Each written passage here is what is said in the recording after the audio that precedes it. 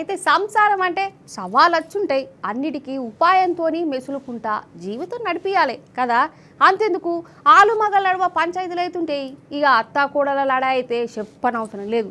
అత్త ఏం మాట్లాడినా కోడలికి కోపం వస్తుంది, కోడలు ఏం చేసినా అత్త మెచ్చనే మెచ్చదు. వీళ్ళ నడుమ జన్మ జన్మల పగ ఉన్నట్టే చేస్తుంటారు.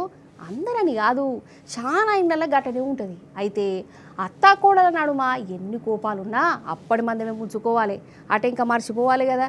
కానీ ఒక కోడలు ఏం చేసిందో ఎరికే నానులా చూడుది మీరే. ఒక కోడలోలా డైరెక్ట్ దేవునికి మతలపు పంపింది. 20 రూపాయలు ఇచ్చి మరి మా అత్త చచ్చిపోయేటట్టు చూడు స్వామి అని మొక్కులు మొక్కుకున్నదోలా.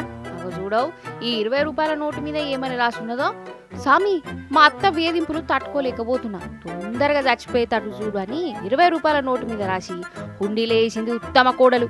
ఇక చెప్పు కదా.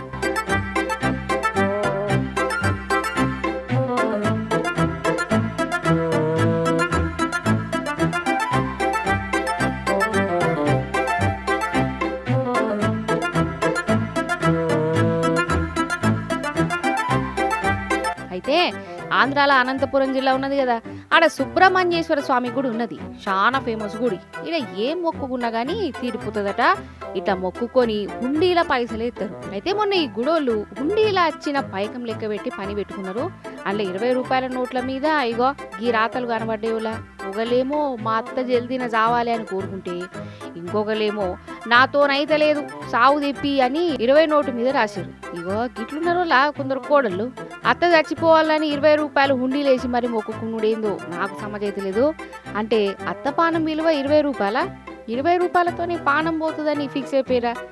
ఏం కోడళ్ళు ఏమప్ప, ఇంకా నయం అనుకోవాలి. ఎందుకంటే వీళ్ళన్న అత్తగారు జల్దిన చచ్చిపోయే జిమ్మదారి దేవుని మీదేసిరు, ఆకురౌడీలకు అన్నదమ్ములకు అప్పచెప్పలే అని అంటుర్రు.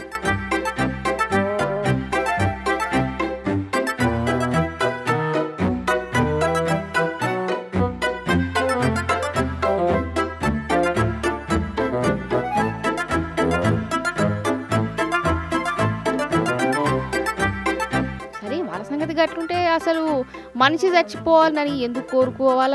ఇల్లు సంసారం అన్నాక ఇవన్నీ ఉన్నాయా? ఓపిక ఉండకుంటే ఇట్లా ఉపమత్తే ఎదుటి మనిషి చావాలని కోరుకుండేందో, నడుమ ఇట్లా దేవుణ్ణి తెచ్చుడేందో ఏందో ఏమో పట్టు.